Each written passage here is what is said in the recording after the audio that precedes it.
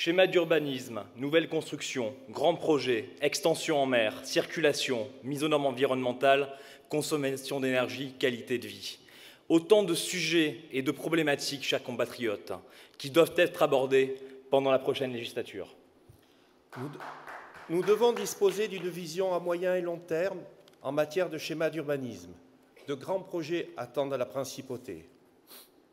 Nous pensons bien évidemment à la future extension en mer, qui sera le prochain grand chantier de Monaco.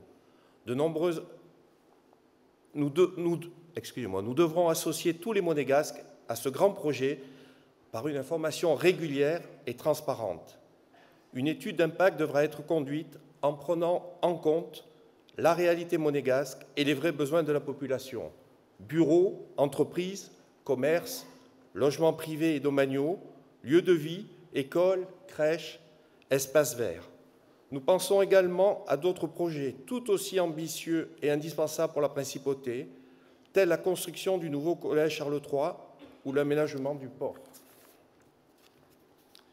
Tous ces projets devront s'inscrire dans une ligne environnementale et plus particulièrement l'extension en mer, qui doit être pensée comme un véritable écoquartier.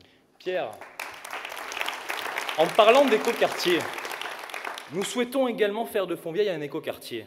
Et pour cela, nous traiterons le problème de l'usine d'incinération, en abordant toutes les problématiques. Ne nous leurrons pas et ne vous laissez pas berner, mesdames, messieurs. Nous ne pouvons pas délocaliser notre usine d'incinération, n'en plaise à la majorité sortante.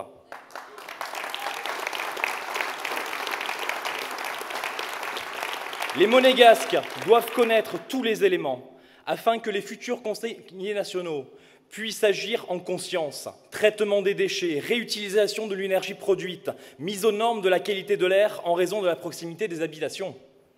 Nous inciterons à la construction et à la rénovation d'immeubles respectueux du développement durable, environnemental, peu consommateur d'énergie, voire autosuffisant.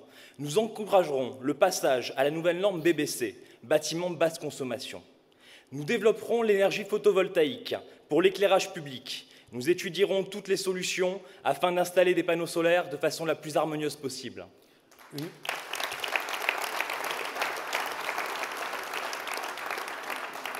Une réflexion sur les espaces publics de vie sera lancée, quartier par quartier.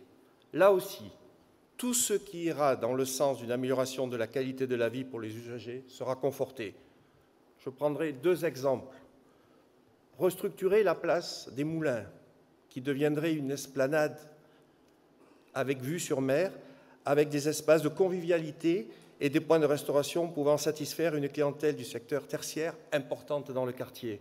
Ou encore, étudier le projet d'une liaison souterraine reliant le centre commercial de Fontvieille au marché de la Condamine, couplée à une liaison verticale vers Monacoville.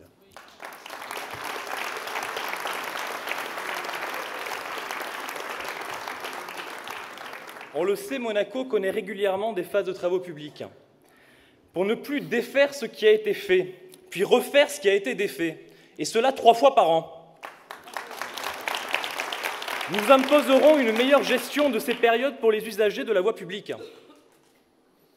En parlant des usagers de la voie publique, nous reverrons la tarification des autobus de Monaco en renégociant des tarifs qui inciteront la population à prendre les transports en commun.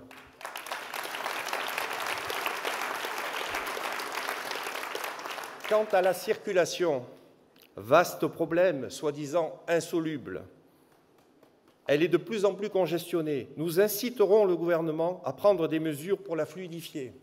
Notamment aux abords de la gare, où la sortie des piétons pose problème, ou encore aux entrées et sorties de Monaco, côté Cap d'Aille, en concertation avec les autorités locales. Pour conclure sur ces différents points, qui sont loin d'être une énumération exhaustive, je voulais vous dire, chers compatriotes, qu'il nous faut instaurer à Monaco, aussi bien dans l'urbanisme et plus largement dans la politique monégasque, une politique du bon sens. Je vous remercie. Je vous remercie.